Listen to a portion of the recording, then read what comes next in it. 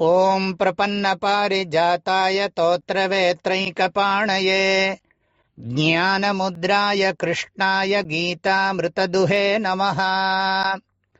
பிரம்மார்ப்பணம் பிரம்மஹவிः பிரம்மாக்னௌ பிரம்மணாஹுதம் பிரம்மைவ தேன கந்தவ்யம் பிரம்ம கர்ம சமாதினா. பகவான் ஸ்ரீகிருஷ்ணர் ஞான கர்ம சந்நியாசத்தை இந்த ஸ்லோகத்தில் அழகா பூர்த்தி பண்றார். இன்னும் மற்ற ஸ்லோகங்கள்லாம் ஞானத்தை புகழ்ந்து பேச போறார். எப்படி புகழ்றார் அப்படின்னா, ஒரு யஜ்ஞத்தை பிரம்மஸ்வரூபமா உபதேசிக்கிற மாதிரி இங்க ஸ்துதி பண்றார்.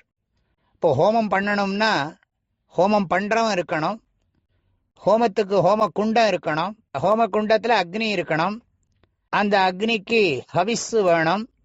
மந்திரங்களை சொல்லி ஹோமம் பண்றதுனால ஒரு அதிருஷ்ட பலன் இருக்கு. அந்த அதிருஷ்ட பலனும் சேர்ந்ததுதான் ஒரு யாகம்ங்கிறது. பலனை விரும்பித்தான் எந்த விதமான வைதிக கர்மமும் பண்றோம்.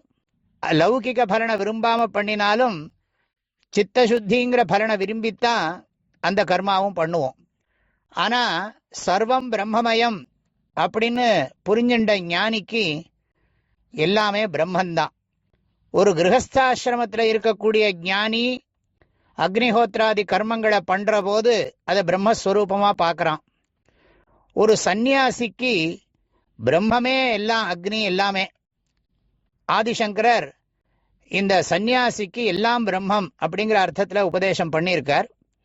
அதை கிரகஸ்த ஞானியும் கர்மாக்களை பண்ணினாலும் அதை பிரம்மஸ்வரூபமா பார்க்கறான்னு நம்ம புரிஞ்சுக்கலாம்.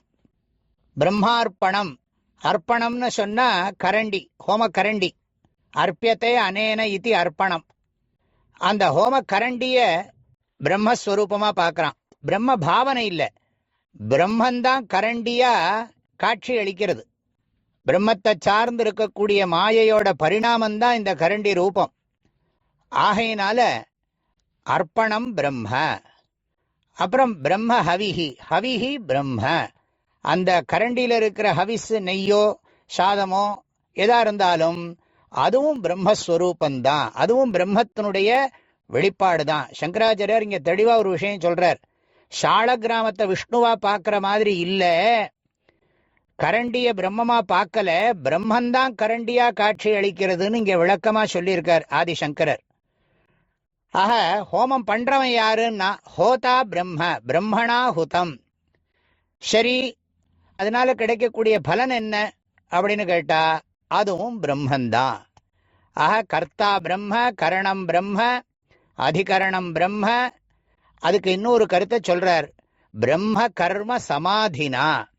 பிரம்மமே கர்மஸ்வரூபமா காட்சி அளிக்கிறது அப்படிங்கிற ஒருமுகப்பாட்டோடு கூடிய மனசு. சமாதினா இங்க ஞானம்னு அர்த்தம். பிரம்ம கர்ம சமாதினா பிரம்ம ஏவ கர்ம, பிரம்மந்தான் கர்மமா காட்சி அளிக்கிறதுங்கிற ஞானத்தினால எல்லாம் பிரம்மமயம் ஆயிடுறது. ஆகையினால சர்வம் பிரம்மமயம் அப்படிங்கிறத இந்த ஸ்லோகம் தெளிவா உபதேசம் பண்றது. ஓம் பிரம்மார்ப்பணம் பிரம்ம ஹவிஹி பிரம்மாக்னௌ பிரம்மணாஹுதம் பிரம்மைவ தேன கந்தவ்யம் பிரம்ம கர்ம சமாதினா. எல்லோருக்கும் பரிபூர்ணமான மனமார்ந்த நல்வாழ்த்துக்கள், ஆசீர்வாதங்கள். ஹரி ஓம்.